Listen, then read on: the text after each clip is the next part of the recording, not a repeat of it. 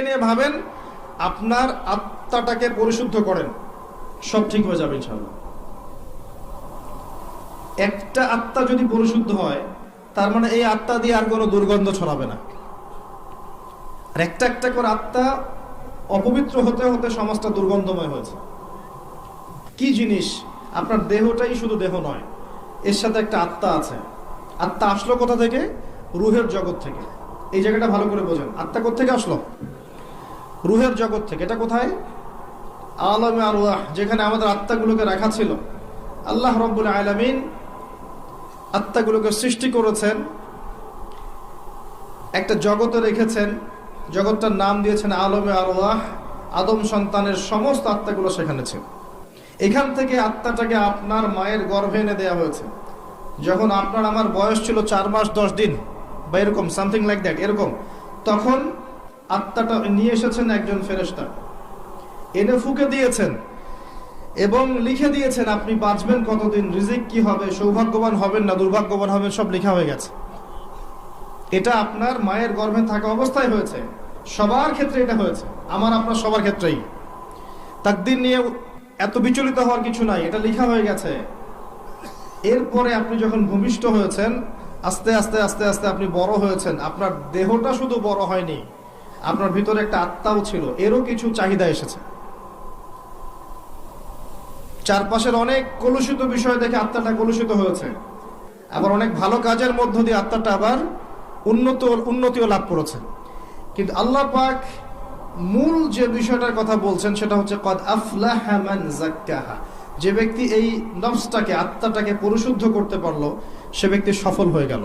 ওয়া কদ খাবা মান দাসাহা। যে ব্যক্তি এই নফসটাকে পরিশুদ্ধ করতে পারলো না, সে ব্যক্তি ধ্বংস হয়ে গেল। দেহের পরিশুদ্ধতা সবকিছু নয়। দেহের যে ইবাদতগুলো আছে, আমাদের নামাজ, যাকাত দিচ্ছি, অর্থনৈতিক ইবাদত, নামাজ পড়ছি, ফিজিক্যাল ইবাদত, হজ করছি, উমরা করছি, রোজা রাখছি, এই ইবাদতগুলো পূর্ণতা পাবে না যতক্ষণ পর্যন্ত আত্মা পরিশুদ্ধ হচ্ছে না। আমার কথা কি বোঝা যায়?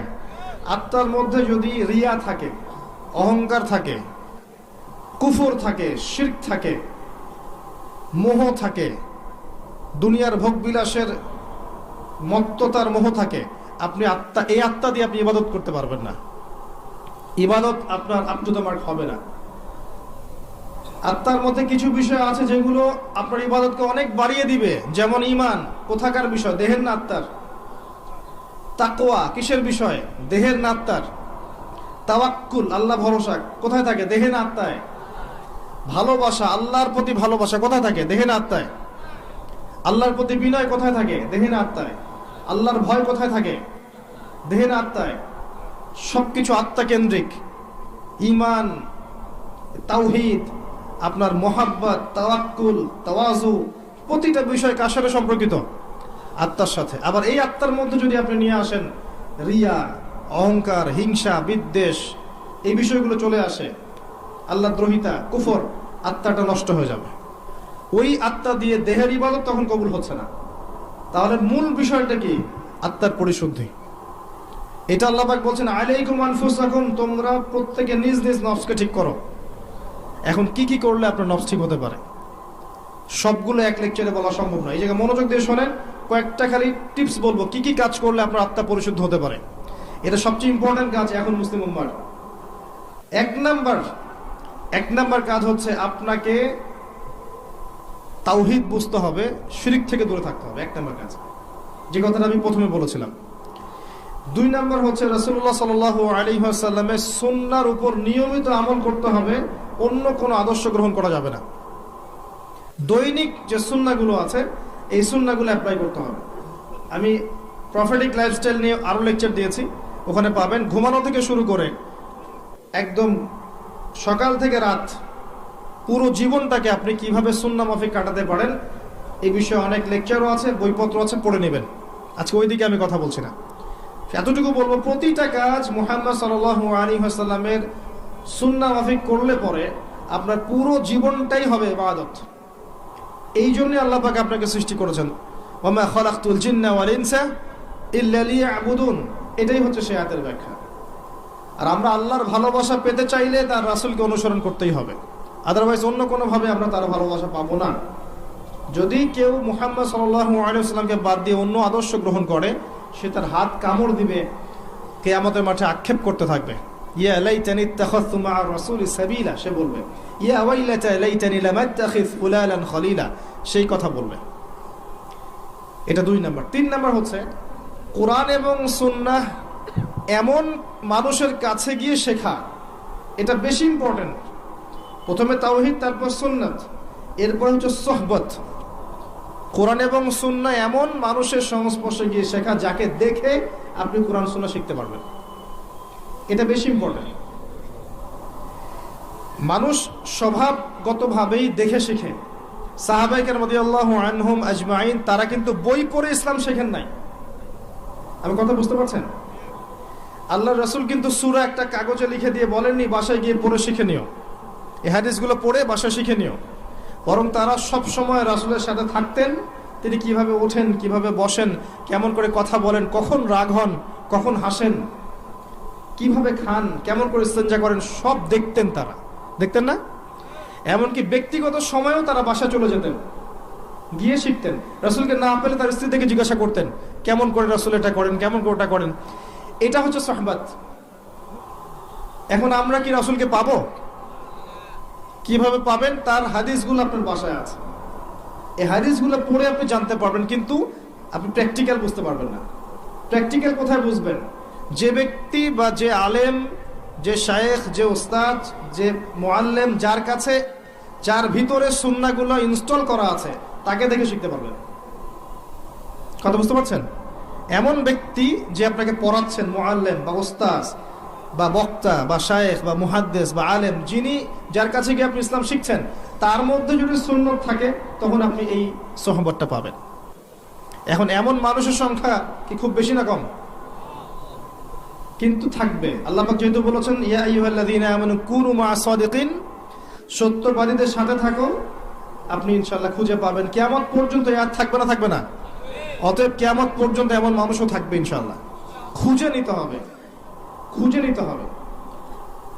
ডিফিকাল্ট আপনার জন্য, কারণ আপনি বাহ্যিকভাবে যাদেরকে দেখে মনে করছেন ইসলামের একদম কাণ্ডারি, দেখবেন তাদের ভিতরে ইসলাম নাই।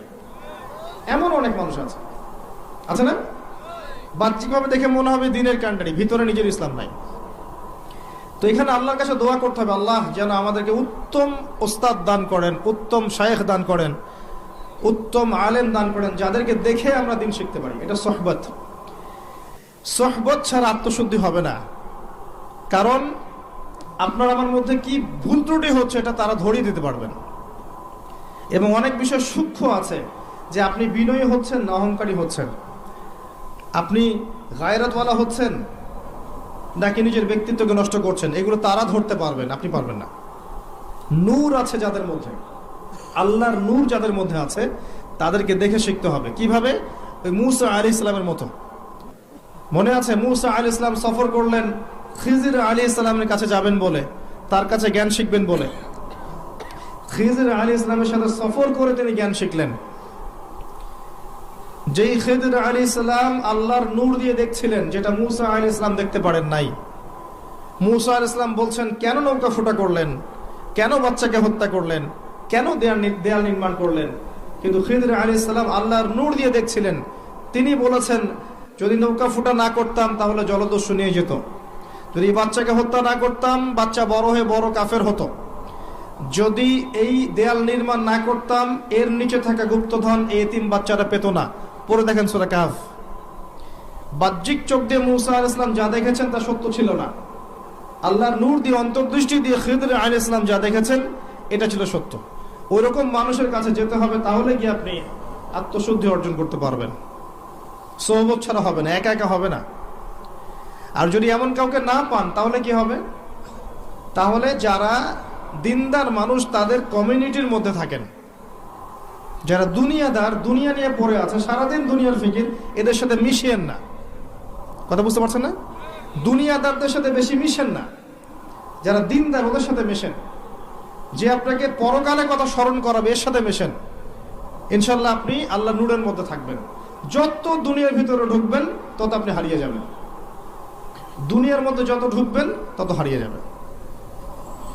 আর আমাদের এখনকার চলাফেরার মধ্যে পরিবার, সমাজ, অর্থনীতি, ব্যবসা, মুআমালাত সবখানে দেখবেন দুনিয়ার আলাপ বেশি।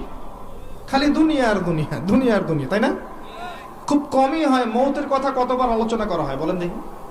মৌতের কথা আলোচনা করা হয় কতবার? কবরের আযাব নিয়ে কতবার কথা বলা হয়? কবরের শাস্তি, বারজাখের জীবনের শাস্তি নিয়ে কতবার কথা বলা হয়? কবরের পর যে মিজান, পুলসিরাত, জান্নাত জাহান্নাম আছে, এগুলো নিয়ে কত আলোচনা করা হয়। বেশিরভাগ আলোচনা দেখবেন অন্যের গীবত অথবা মুভিজ নিয়ে, সিনেমা নিয়ে, গান নিয়ে, নাটক নিয়ে, পলিটিক্স নিয়ে। পলিটিক্স নিয়ে কথা বলে যে বোঝে না সেও কথা বলে। দেখবেন তরকারিওয়ালা, রিক্সাওয়ালা, ভ্যান চালক সবাই পলিটিক্স নিয়ে কথা বলছে। ও পলিটিক্সের বোঝেটা কি? এটা নিয়ে তারা কথা বলবেন যারা বোঝেন। আমার কথা বলার দরকার নাই, কারণ আমি বুঝি না। ইকোনমিক সেক্টর সবাই বোঝে। যারা ইকোনমিক্সের দক্ষ তারা বুঝবে ইকোনমিক সেক্টর কি, ব্যাংকিং সিস্টেম কি, ওয়ার্ল্ড কারেন্সি কি, ওয়ার্ল্ড অ্যাফেয়ার্স কি হচ্ছে, এগুলো তারা বুঝবেন, তারা কথা বলবেন। দেখা যায় সবাই সব বিষয়ে কথা বলতে যায়। আর সমস্যা বাদে যে ধর্ম ভালো বোঝেন তিনি ধর্মের কথা বলবেন।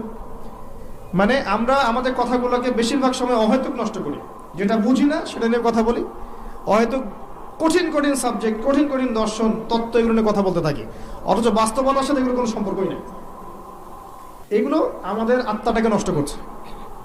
আমি একটা লেকচারে বলেছিলাম, আবারও বলছি আপনাদের সামনে, ইবনুল কাইয়ুম রাহিমাহুল্লাহ বলেছেন, উনি একজন বড় আলেম ছিলেন, বড় মুজাদ্দিদ, যার সমপর্যায়ের আলেম এখন খুঁজে পাওয়া দুষ্কর। ইবনে তাইমিয়া রাহিমাহুল্লাহর ছাত্র। তিনি বলেছেন কিছু কিছু হালাল কাজ আছে যেগুলো মানুষের অন্তরকে মেরে ফেলে। কিছু হালাল কাজ আছে যেগুলোর অতিরিক্ততা মানুষের অন্তরকে মেরে ফেলে। যেমন 1 নাম্বার, বেশি কথা বলা। বেশি মানুষের সাথে কথা বলবেন, অন্তর মরে যাবে। 2, মানুষের সাথে বেশি মেশা। বেশি বেশি মানুষের সাথে মিশবেন, আপনি মানুষের দ্বারা প্রভাবিত হবেন। আর বেশিরভাগ মানুষ যেহেতু অজ্ঞ হবে এবং খারাপ হবে, আপনার ভেতরে খারাপই ঢুকে যাবে। 3 নাম্বার, বেশি খাওয়া। যারা বেশি খায় এদের কলব মরে যায়। আর মাশাআল্লাহ এখন দেখা যায় এরকম চেয়ারে বসে আমার অনেকেই কথা বলি যারা ভুঁড়ির ভারে হাঁটতে পারে না। কথা কি বুঝতে পারছেন? এই চেয়ারে বসা মানুষের তো ভুঁড়ি থাকার কথা না। এটা তো সুন্নত নয়। আমার তো দেহের মধ্যে আমি সুন্নত অ্যাপ্লাই করতে পারি নাই, আমি মানুষকে সুন্নত শেখাবো কি? খাওয়ার সময় গোগ্রাসে খেয়েছি, আমি সুন্নত নষ্ট করেছি, ফিজিক্যাল স্ট্রাকচার নষ্ট হয়ে গেছে। এখানে বসে সুন্নতের বয়ান করছি বিশাল ভুঁড়ি নিয়ে। সুবহানাল্লাহ, এই হচ্ছে বাস্তবতা। তারপর তিনি বলেছেন বেশি ঘুম অন্তর মেরে ফেলবে। আরেকটা কথা বলেছেন বেশি স্ত্রী সহবাস। উনি বলেছেন স্ত্রী হালাল, কিন্তু বেশি করতে গেলে অন্তর মরে যাবে। এই কাজগুলো বেশি বেশি করলে কলব মরে যায়। সেক্ষেত্রে আমাদেরকে দেখেন আমরা এগুলোতে বেশি ব্যস্ত আছি। তো আত্মশুদ্ধি অর্জন হবে আপনার আল্লাহওয়ালা মানুষের সোহবতে থাকলে। আল্লাহওয়ালা মানুষ ছাড়া অন্য কারো সোহবতে গেলে আপনি দুনিয়াতে ডুবে যাবেন, কারণ তারা পরকাল কেন্দ্রিক কথাবার্তা বলবেন, আপনাকে আল্লাহর দিকে নিয়ে যাবে না। বৈঠক, আজকে থেকে একটা নিয়াত করেন, আজকের পরে যে বৈঠকেই বসবেন অন্তত একবার আল্লাহর কথা আলোচনা করবেন, একবার রাসূলের প্রতি দরুদ পড়বেন। করা যাবে? যেখানেই বসেন, ব্যবসায় বসেন, বাণিজ্যে বসেন, চাকরিতে বসেন, মসজিদে বসেন, হালাকায় বসেন, পলিটিক্যাল আলোচনায় বসেন, যেখানেই বসেন অন্তত একবার আল্লাহর কথা বলবেন, একবার রাসূলের কথা বলা যাবে না? এরপরে সেখান থেকে ওঠার আগে একটা দোয়া পড়ে উঠবেন, সেটা হলো সুবহানাকা আল্লাহুম্মা বিহামদিকা আশহাদু আল্লা ইলাহা ইল্লা আনতা আস্তাগফিরুকা ওয়া আতুবু ইলাইক। ফজিলত, ওই বৈঠকে যদি অহেতুক কোনো কথা হয়ে যায় এটার কাফারা হয়ে যাবে ইনশাআল্লাহ, গোনাটা মাফ। আর যদি ভালো কোনো কথা বলে থাকে এটা কিয়ামতের মাঠে সোয়াবের একটা বুলন্দ হয়ে থাকবে, সোয়াব হিসাবে বুলন্দ হয়ে থাকবে, এটা আপনাকে দেওয়া হবে ইনশাআল্লাহ। আমরা আমাদের ভিতরটা চেঞ্জ করে আসেন। আত্মশুদ্ধি, সোহবত লাগবে। 1 নাম্বার বলেছে কি? তাওহীদ লাগবে, শিরক রাখা যাবে না। 2 নাম্বার সুন্নত লাগবে, বেদাতের সাথে আপোষ করা যাবে না। এই জায়গায় একটা কথা বলে অন্যদিকে যাই। বেদাতীদের একটা শাস্তি আছে, কিন্তু সারা জীবন প্রচুর আমল করেছে কিন্তু আমলগুলো নবীর তরিকায় হয়নি। এ কারণে হাওজে কাউসারের পানি যখন নবী সাল্লাল্লাহু আলাইহি ওয়াসাল্লাম খাওয়াতে যাবেন একটা পর্দা পড়ে যাবে। এটা সহিহ বুখারীতে হাদিসে এসেছে, একটা পর্দা পড়ে যাবে। এবং নবী সাল্লাল্লাহু আলাইহি ওয়াসাল্লাম নিজে বলবেন ইন্নাহুম মিন্নি, এরা তো আমার উম্মত। কেন পর্দা পড়ে গেল? আল্লাহ পাক জানিয়ে দিবেন ইন্নাকা লা তাদরি মা আহদাসা বা'দাক, আপনি জানেন না আপনার মৃত্যুর পর তারা আপনার দিনকে কিভাবে পরিবর্তন করেছিল, মানে আপনার সুন্নতে কত বেদাত ঢুকিয়েছিল আপনি জানেন না। আল্লাহর নবী নিজে বলবেন সাল্লাল্লাহু আলাইহি ওয়াসাল্লাম সুহকান সুহকান লিমান গায়্যারা বা'দি, দূর হয়ে যাও, দূর হয়ে যাও যারা আমার পরে দিনকে পরিবর্তন করেছো, বেদাত করেছো। তো সুন্নতে থাকতে হবে, বেদাতে যাওয়া যাবে না। এরপরে বলছে সহবত, আল্লাহওয়ালা মানুষের সহবতে থাকতে হবে। চার নাম্বার হচ্ছে বেশি থেকে বেশি কোরআন তেলাওয়াত। পারা যাবে ইনশাআল্লাহ? বেশি থেকে বেশি ডেইলি অন্তত একটা করে সূরা পড়তে পারবেন? অন্তত একটা পৃষ্ঠা পড়তে পারবেন? কোরআনে কতগুলো পৃষ্ঠা আছে বলেন দেখি? আল কোরআনের আলো যে ঘরে ঘরে জ্বালতে চান, কোরআনে কয়টা পৃষ্ঠা আছে বলেন এখন? আলেম ওলামারা পারবে 600 পৃষ্ঠা। একটা হাফেজি কোরআনে কয়টা পৃষ্ঠা আছে? আমার কথায় রাগ করবেন না, আমি বাস্তবতা আর যা চলমান এর মধ্যে আমি পার্থক্য দেখতে পারি। অনেক আমাদের আশা আল কোরআনে আলো ঘরে ঘরে জ্বলুক, তাই না? দেখবেন ঘরে ঘরেই কোরআন পড়তে জানে না। তো ঘরে ঘরে প্রতিটা মানুষ যদি কোরআন পড়তে না জানে, আলো কি এমনি এমনি জ্বলবে নাকি? তো আসলে অযথা স্লোগান দিয়ে লাভ আছে? সুন্নতের আলো ঘরে ঘরে জ্বালো, খুব সুন্দর কথা, মাশাআল্লাহ। তো প্রত্যেকটা ঘরে ঘরে তো সুন্নতের পাবন মানুষ লাগবে নাকি? এমনি এমনি জ্বলবে? আপনি বাস্তবতা হচ্ছে এই যে আপনি ঘরে ঘরে খুঁজে দেখেন, প্রত্যেকটা ঘরে একটা করে কোরআন তেলাওয়াত করা মানুষ পান নাকি? আজকে খুঁজে দেখেন, প্রত্যেকটা ঘরে একটা করে মানুষ দেখান যে কোরআন তেলাওয়াত করে নিয়মিত। তা আলো কেমন করে জ্বলবে ভাই? কিছু হলেই উপরের দিকে আঙ্গুল তুলি আমরা, তাই না? ওইখানে সমস্যা, ওইখানে সমস্যা, ঘরেই তো সমস্যা, উপরে আঙ্গুল তুলে লাভ কি আমার? তো কোরআনের আলো ঘরে ঘরে জ্বলবে ঠিকই ইনশাআল্লাহ, যখন প্রতিটা ঘরের মানুষরা কোরআন পড়তে শিখবে। প্রত্যেক দিন 1 পৃষ্ঠা করে পড়তে পারবেন? 600 পৃষ্ঠার বই, মানে প্রতি 20 পৃষ্ঠায় একটা করে পারা শেষ হয়েছে। যারা হাফেজ 20 পৃষ্ঠা পড়তে আধা ঘন্টাও লাগে না। যারা হাফেজে কোরআন তাদের 20টা পৃষ্ঠা পড়তে আধা ঘন্টাও লাগে না। আমরা যদি হাফেজ নাও হয়ে থাকি, 20টা পৃষ্ঠা আমরা কি 1.5 ঘন্টায় পড়তে পারবো না? 2 ঘন্টায় পড়তে পারবো না? 2টা ঘন্টা খুব বেশি কিছু? 2টা সিরিয়াল দেখতে আপনার 2 ঘন্টা চলে যায়, তাই না? এই যে মহিলারা সিরিয়াল দেখে না, দেখবেন 2টা সিরিয়াল দেখতে 2 ঘন্টা চলে যাবে। একটা মুভিজ দেখতে 2 ঘন্টা। এখন তো সিরিয়াল লাগে না, আপনি তো লুডো খেলে 2 ঘন্টা নষ্ট করছেন, তাই না? মোবাইলে পাবজি খেলে 2 ঘন্টা নষ্ট করছেন। আপনি আরেকটা কি জানি গেমস আছে, ফ্রি ফায়ার, এটা খেলে 2 ঘন্টা নষ্ট করছেন। টিকটক করে নষ্ট করছেন সময়, অযথা স্ক্রল করছেন, নষ্ট করছেন, 2 ঘন্টা নষ্ট করছেন। সময় কে দিয়েছে আপনাকে? এই যে সময়টা নষ্ট করছেন আপনি, সময়টা কে দিয়েছে আপনাকে? এই সময়ের মালিকটা কে? আমি নিজে কি আমার হায়াতের মালিক? তা আমাকে কে অধিকার দিল 2 ঘন্টা নষ্ট করার? যে দিনের প্রতিটা কাজ কোরআন সুন্নাহ মতো করার চেষ্টা করছে, এখন সে ক্লান্ত হয়ে পড়েছে, এখন ঘুমাবে। এই ঘুমটার জন্য আল্লাহ পাক নেকি দিচ্ছেন। দিনের জন্য আপনি চেষ্টা করছেন, নামাজ পড়ছেন, দিনের জ্ঞান অর্জন করছেন, সুন্নাহর মতো জীবনযাপন করছেন, এখন টায়ার্ড হয়ে গেছেন, ঘুমাবেন। এই ঘুমটার জন্য আপনি নেকি পাচ্ছেন। আল্লাহ পাক এত সুবিধা দিয়েছেন। ক্লান্ত হয়ে গেছেন, ক্ষুধার্ত, আপনি খাবেন, এই যে খাচ্ছেন, খাওয়ার জন্য নেকি পাচ্ছেন। আর কি চাই আমরা আসলে?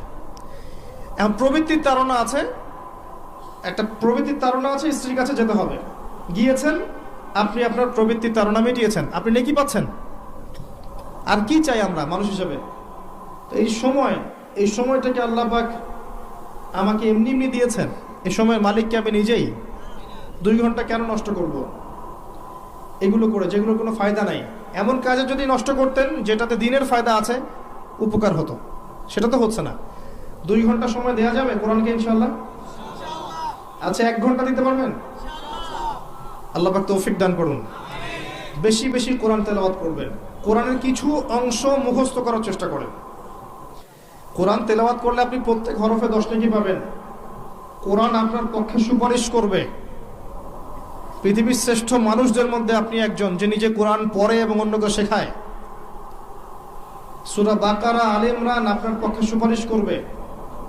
সূরা মুলক আপনাকে কবরের আযাব থেকে বাঁচাবে। সূরা ইয়াসিন পড়েন, আপনার কোরআনের কলিজা হাজত পূরণ হয়ে যাবে ইনশাআল্লাহ। সূরা ওয়াকিয়া পড়েন, আপনার দারিদ্রতা দূর হয়ে যাবে ইনশাআল্লাহ। সূরা ইখলাস পড়েন, অর্ধেক তিনবার পড়েন, ইনশাআল্লাহ কোরআন খতমের নেকি পাবেন। সূরা ফালাক, নাস পড়েন, আপনাকে আল্লাহ পাক দৃশ্য অদৃশ্যের সমস্ত বিপদ আপদ থেকে বাঁচাবেন ইনশাআল্লাহ। সূরা কাহফ পড়েন, আল্লাহ আপনাকে মাসিহুদ দাজ্জাল থেকেও বাঁচাবেন ইনশাআল্লাহ। কোরআনকে সময় দেন, অর্থটা বোঝার চেষ্টা করেন, কিছু অংশ হিফজ করেন। যেমন সূরা বাকারার প্রথম 5টা আয়াত মুখস্থ করেন, সূরা বাকারার 255 নম্বর আয়াতটা মুখস্থ করেন, আয়াতুল কুরসি মুখস্থ করেন। সূরা বাকারার শেষের 3টা আয়াত মুখস্থ করেন, লিল্লাহি মা ফিস সামাওয়াতি থেকে ফানসুরনা আলাল কওমিল কাফিরিন পর্যন্ত মুখস্থ করেন। সূরা মুলক মুখস্থ করেন। সূরা কাহফের প্রথম 10 শেষ 10 আয়াত মুখস্থ করেন। সূরা আলে ইমরানের শেষের 10 আয়াত মুখস্থ করেন। সূরা আর রহমান মুখস্থ করেন। সূরা ইয়াসিন মুখস্থ করেন। ফালাক, নাস, ইখলাস, কাফিরুন এগুলো মুখস্থ করেন। পারবেন না? সারা জীবন কত বই পড়েছেন ভাই, ম্যাথামেটিক্সের সূত্র পড়েছেন, ফিজিক্সের, কেমিস্ট্রির, বায়োলজির কঠিন কঠিন টার্মস পড়েছেন, ইকোনমিক্স পড়ছেন, কঠিন সাবজেক্ট। অনেকে পলিটিক্যাল সায়েন্স পড়েন, কঠিন সাবজেক্ট। আইআরএ পড়েন, ইন্টারন্যাশনাল রিলেশনশিপস, কঠিন সাবজেক্ট। বিবিএ করছেন, এমবিএ করছেন, কত সাবজেক্ট পড়ছেন, মেডিকেল সায়েন্স পড়ছেন, দাঁত ভাঙা শব্দগুলো পড়ছেন, মুখস্থ করছেন। এক একটা ডেফিনেশন মুখস্থ করতে দাঁত ভেঙে যায়, কিন্তু কোরআনের এই 100-200 আয়াত মুখস্থ করার তৌফিক হবে না? যদি না হয়, কোরআন কি আমার পক্ষে আদৌ সাক্ষী দিবে? কোরআন ছাড়া আত্মশুদ্ধি সম্ভব নয়। বেশি বেশি কোরআন তেলাওয়াত করেন, বেশি থেকে বেশি। শোনেন, নবী সাল্লাল্লাহু আলাইহি ওয়াসাল্লাম বলেছেন, মানুষের অন্তরের মধ্যে পাপ করলে কালিমা পড়ে, দাগ পড়ে এবং দুর্গন্ধ বের হতে থাকে। নবীজি বলছেন, আমি কি তোমাদেরকে জানিয়ে দিব কোন কাজ তোমাদের কলবের মরিচাগুলো দূর করে দিবে? সাহাবীরা বললেন, ইয়া রাসূলুল্লাহ, জানিয়ে দিন আমাদেরকে। নবী সাল্লাল্লাহু আলাইহি ওয়াসাল্লাম বলছেন, দুটো কাজ তোমার কলবের মরিচা দূর করে দিবে। একটা হচ্ছে বেশি বেশি কোরআন তেলাওয়াত, আরেকটা হচ্ছে মৌতের স্মরণ। বলেন তো দুটো কি? আপনার কলবের মরিচা দূর করবে ইনশাআল্লাহ। কোরআন আপনি যদি অর্থটা বোঝার চেষ্টা করেন, দেখবেন আপনি আল্লাহর সাথে কথা বলছেন সরাসরি। আল্লাহ পাক আপনার সাথে কথা বলতে চান, একটা তো মাধ্যম লাগবে, লাগবে না? আল্লাহ কি সামনে এসে কথা বলবেন? এই যে মাধ্যম কোরআন দিয়েছেন, আল্লাহ বলছেন কথা, আপনি শুনেন কি বলছেন আল্লাহ পাক। আমার কথায় আপনার কি তাসির হবে? কার কথায় তাসির হবে আল্লাহর চাইতে বেশি? আল্লাহ পাক আপনাকে বলছেন, এটা করো, এটা করো না, এর ধার কাছে যেও না, এটা খেও না, এইটা করো, এটা ভালো, ওটা উত্তম, এগুলো আল্লাহ বলছেন। আল্লাহর কথা আপনি শুনবেন না? তো মানুষ কোরআন পড়ছেই না এখন। প্রচুর মুসলিম আছে 5 ওয়াক্ত নামাজ পর্যন্ত পড়ে, কোরআন পড়তে জানে না। প্রচুর মুসলিম। এই জায়গায় মানুষকে নিয়ে আসেন। মানুষের অন্তর্জগৎ পরিবর্তন না হলে কোশ্চিন গেল বড় মাপের কোনো পরিবর্তন সম্ভব না। অহেতুক বড় বড় স্লোগান দিয়ে কোনো লাভ নাই, এটা বাস্তব। বাস্তবতা বুঝেন, বাস্তবতা এই জায়গায় আমরা প্রচন্ড রকম অধঃপতনের জায়গা আছে। আমাদের বাস্তবতার বেসিক জিনিসগুলো ঠিক নাই। বড় বড় চিন্তা পরে আসেন, বেসিক ঠিক করেন। আত্মশুদ্ধির একটা পথ, কয়টা বলছি? 4টা। কয়টা বলছি? 4টা। তাওহীদ, সুন্নাত, সোহবত, একটা কোরআন তেলাওয়াত। অর্থ বুঝতে পারলে খুব বেশি ভালো হয়, হিফজ করলে আরো ভালো হয়। আল্লাহ পাক আমাদেরকে কোরআনওয়ালা হওয়ার তৌফিক দান করেন। 5 নাম্বার আল্লাহর জিকির। 5 নাম্বার আল্লাহর জিকির। হিসনুল মুসলিম বইটা কিনবেন, অ্যাপস আছে না, প্লে স্টোরে অ্যাপস ডাউনলোড করবেন, দেখবেন আল্লাহ পাকের প্রচুর জিকির দেয়া আছে এবং সব সহি। এখানে জয়ীফ বা জাল এগুলো কিছু আনা হয়নি, সহিগুলো আনা হয়েছে বেশি বেশি। এবং সকাল সন্ধ্যায় আল্লাহর জিকির করতে ছাড়বেন না। আল্লাহ পাকের কিছু কমন জিকির আছে, নিয়মিত করবেন, ছাড়বেন না। প্রতিটা কাজ করার আগে দোয়া পড়বেন, সকাল সন্ধ্যা জিকির করবেন। যুব সমাজ যদি ঘুমানোর দোয়া না জানে, এর চেয়ে ব্যর্থতার কিছু নাই। খালি এতটুকু জানে খাওয়ার আগে বিসমিল্লাহ বলতে হয়, শেষে আলহামদুলিল্লাহ বলতে হয়। অথচ বাথরুমে যাওয়া, বের হওয়া, খাওয়া, ওঠা, ঘুমানো, চলাফেরা, কত জিকির আছে, কত দোয়া আছে, এগুলো যদি ওরা না করে, না জানে, তাহলে আত্মশুদ্ধি অর্জন করতে পারবে না। কয়েকটা কমন বলে দিচ্ছি। ডেইলি, প্রতিদিন 100 বার বলবেন সুবহানাল্লাহ। পারা যাবে? কতক্ষণ সময় লাগবে? 5 মিনিটও লাগবে না। সুবহানাল্লাহ বলবেন আল্লাহকে ফিল করে। সুবহানাল্লাহ মানে আল্লাহ পবিত্র, আল্লাহ পবিত্র।